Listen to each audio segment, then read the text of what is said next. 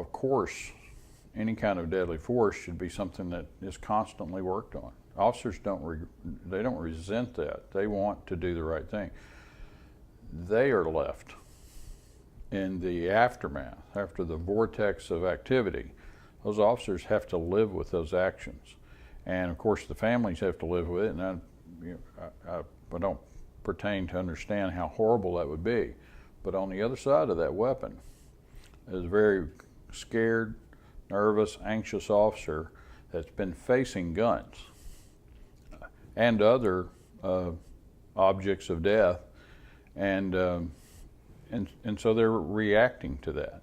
So in Texas, where we've lost the most of any state in the country, then anything that helped us diminish death on either side would be a good thing, as long as it's not pointed at the police in the sense that they come into the job with some sort of predisposition to murder people. I'm against that. That's a lie, just like folks want to die.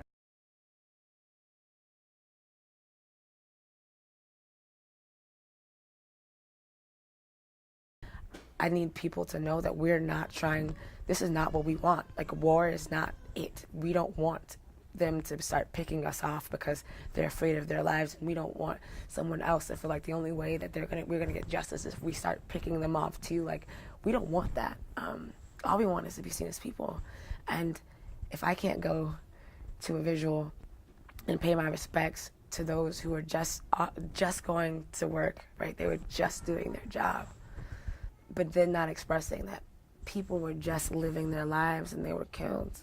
You know, people were just driving, just walking with Skittles, just selling CDs, just being, right, and dying. I had to be able to get that side to hear that message. And you can't get that side to hear that message if you don't go where that side is.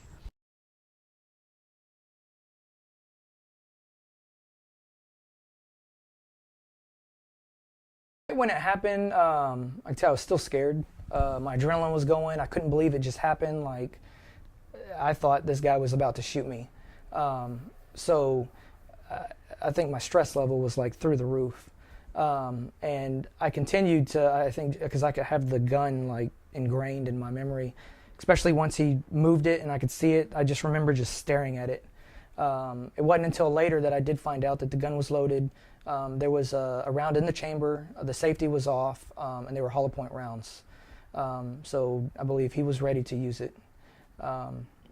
So as the other units are getting there, I noticed that a lot of them are new officers.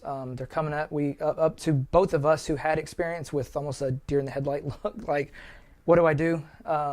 We had just experienced the Omni shooting the weekend before, which I was on that scene as well. So I kind of had an idea of what was to come a little bit. I knew that me and Officer Porterfield were no longer allowed to be here and in the situation, especially since there wasn't an additional threat or active threat.